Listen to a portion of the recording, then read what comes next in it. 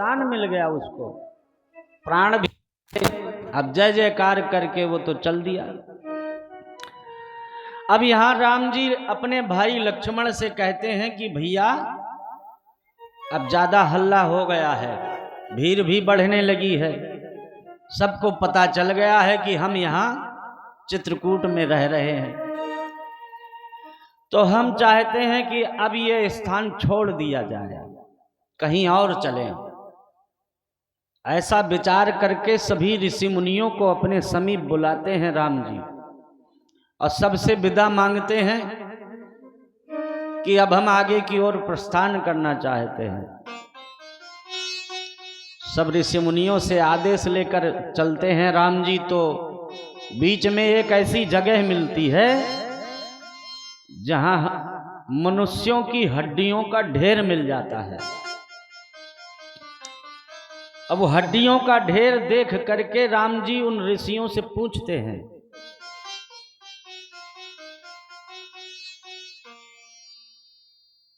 कि ये हड्डियों का ढेर किसने लगा रखा है, बड़ा क्रूर दृश्य है, अब आगे को तो पैर बढ़ ही नहीं रहा है, हमको पता तो चले कि मनुष्यों की हड्डियों का ढेर यहां भला किसने लगाया है। तो ऋषियों ने बताया कि दो राक्षस हैं, एक का नाम आतापी, एक का नाम बातापी। एक जाता है ब्राह्मण साधुओं को निमंत्रण देता है और दूसरा तब तक विशाल कढ़ाई में तेल को खौला करके रखता है। जैसे साधु ब्राह्मण भक्त वहां पहुंचते तो उनको उठा के सीधे कढ़ाई में डाल देते। जब मांस सिद्ध हो जाता तो खा जाते और हड्डियों को यहां ढेर में लाके फेंक देते।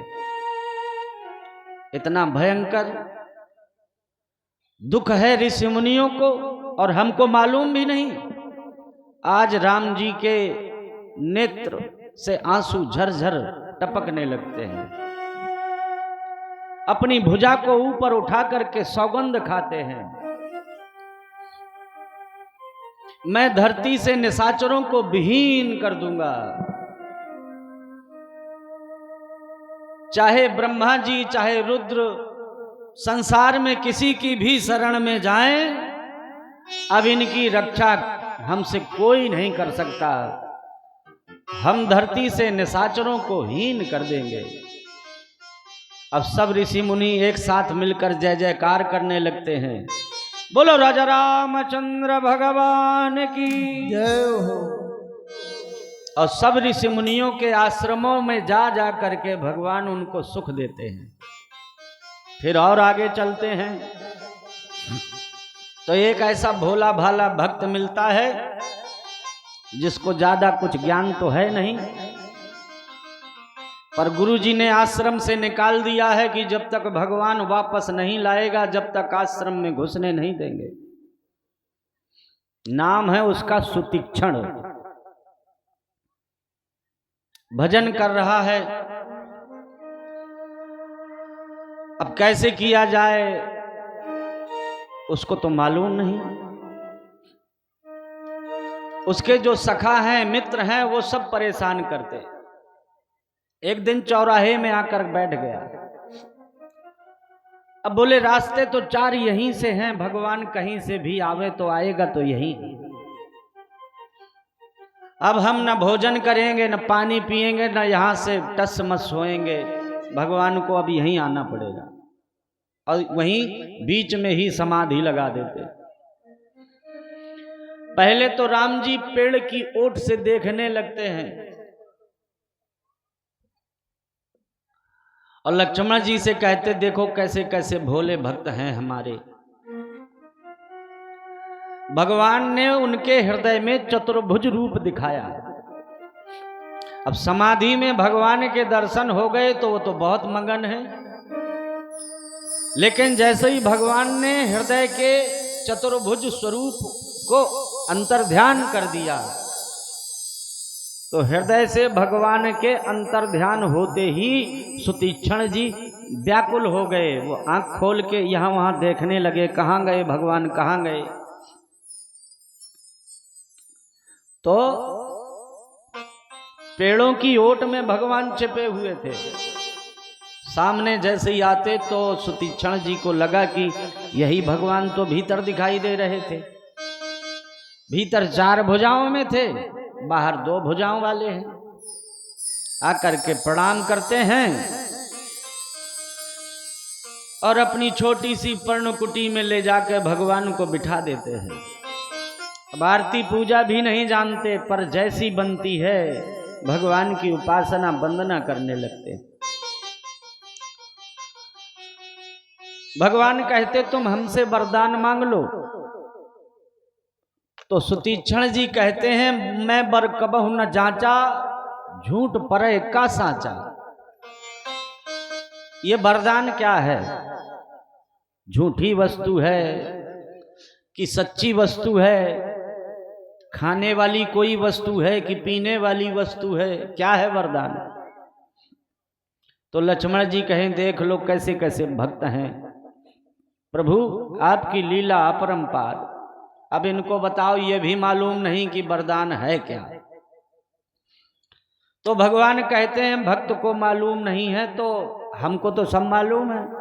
हम अभी इनको ज्ञान बुद्धि आदि का भंडार बनाए दे रहे हैं। हो ज्ञान गुण शील निधाना। और जैसे ही वरदान दिया तो विवेक जग गया, बुद्धिमान हो गए। अब हाथ जोड़ के स्तुति करने लगे। कहते हैं सुतीक्षण प्रभु अभी हमने वरदान मांगा नहीं है, अभी तो आपने दिया है। भगवान कहते हैं हाँ अभी तो हम ही ने दिया है। लक्ष्मण जी कहें प्रभु ने दिया हो या तुमने दिया हो, वरदान तो तुम पा ही चुके।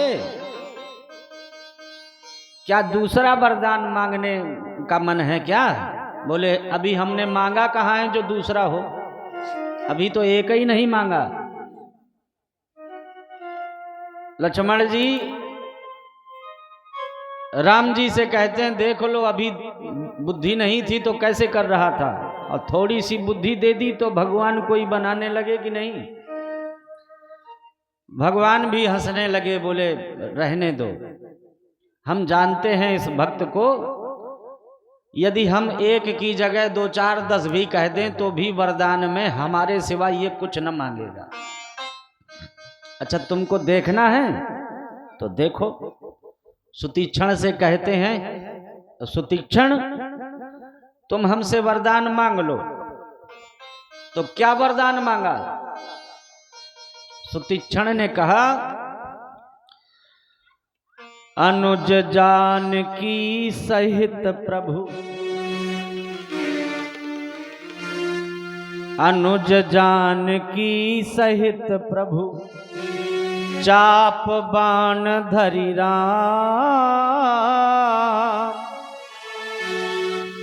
ममहिय कमल इंदु मह, करहु सदा निह काम। अनुज जानकी सहित प्रभु, चाप बाण धरि राम, मम ही कमल इंदु मह, करहु सदा निह काम। हे प्रभु जानकी मैया और अनुज लक्ष्मण जी के समेत आप हमारे हृदय कमल में निवास बना लें। कितना सुंदर वरदान मांगा।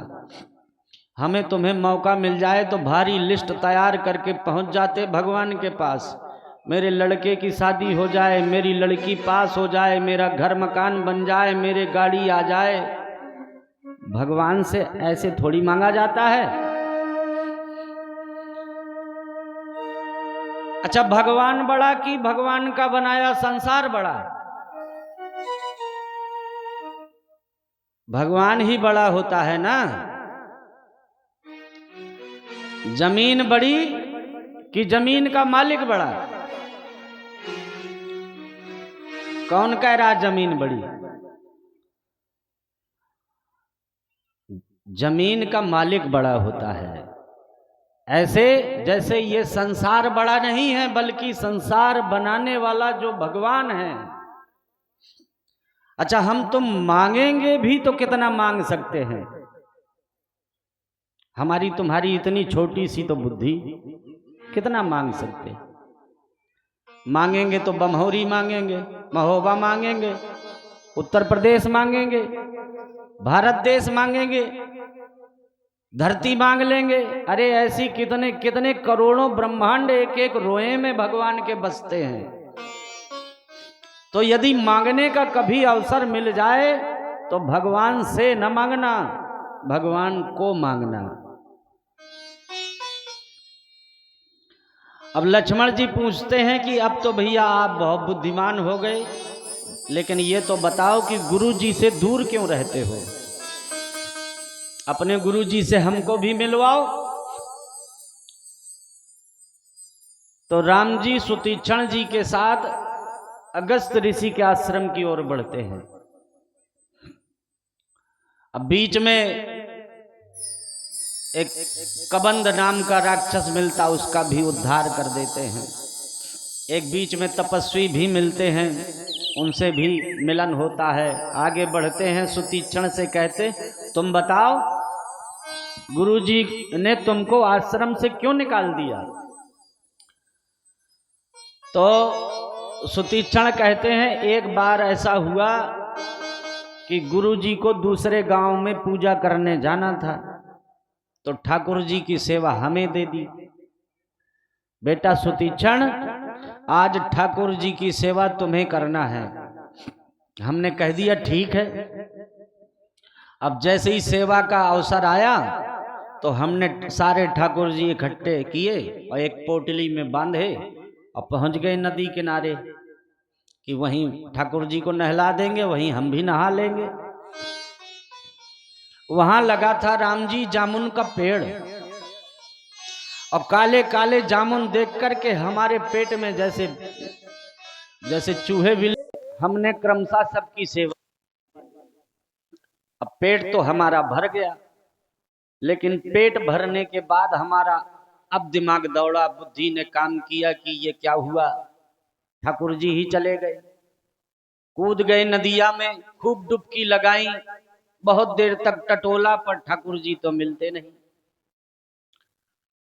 अब तो भय हो गया कि गुरु जी तो बहुत मारेंगे, अब क्या करें।